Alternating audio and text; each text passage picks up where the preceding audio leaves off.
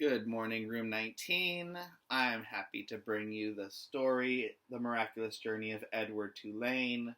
We're continuing on. We are now on chapter 23. Exceedingly well made, said the man who was running a warm cloth over Edward's face. A work of art, I would say.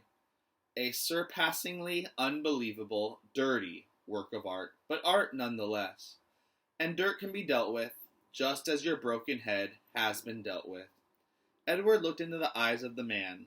Ah, there you are, the man said. I can see that you are listening now. Your head was broken. I fixed it.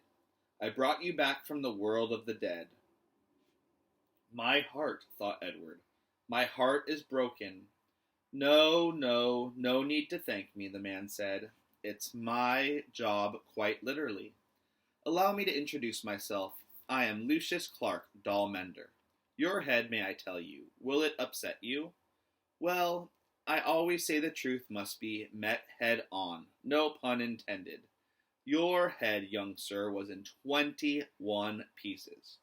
21 pieces, Edward repeated mindlessly. Lucius Clark nodded. 21, he said. All modesty aside, I must admit that a lesser doll mender, a doll mender without my skills, might not have been able to rescue you. But let's not speak of what might have been. Let us speak instead of what is. You are whole. You have been pulled back from the brink of oblivion by your humble servant, Lucius Clark. And here Lucius Clark put his hand on his chest and bowed deeply over Edward. This was quite a speech to wake up to, and Edward lay on his back trying to absorb it. He was on a wooden table. He was in a room with sunshine pouring in from high windows. His head, apparently, had been in 21 pieces and now was put back together into one. He was not wearing a red suit. In fact, he had no clothes on at all. He was naked again, and he did not have wings. And then he remembered. Bryce, the diner, Neil swinging him through the air. Bryce, you are wondering perhaps about your young friend, said Lucius. The one with the continually runny nose. Yes, he brought you here, weeping, begging for my assistance. Put him together again, he said. Put him back together. I told him, I said, young sir, I'm a businessman. I can put your rabbit back together again for a price. The question is, can you pay this price? He could not. Of course he could not. He said that he could not. I told him then that he had two options, only two. The first option being that he seek assistance elsewhere. Option 2 was that I would fix you to the very best of my considerable abilities, and then you would become mine. His no longer, but mine.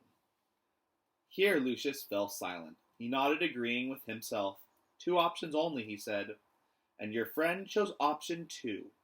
He gave you up so that he could be healed. Extraordinary, really. Bryce, thought Edward. Lucius Clark clapped his hands together.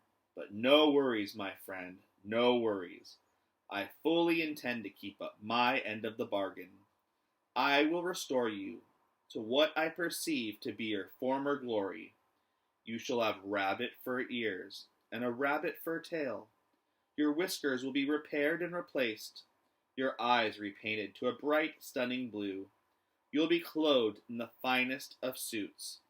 And then, some day, I will reap the return on my investment in you. All in good time, all in good time. In the doll business, we have a saying. There is real time, and there is doll time. You, my fine friend, have entered doll time. And that concludes chapter 23. Hope you enjoyed. Bye, everyone.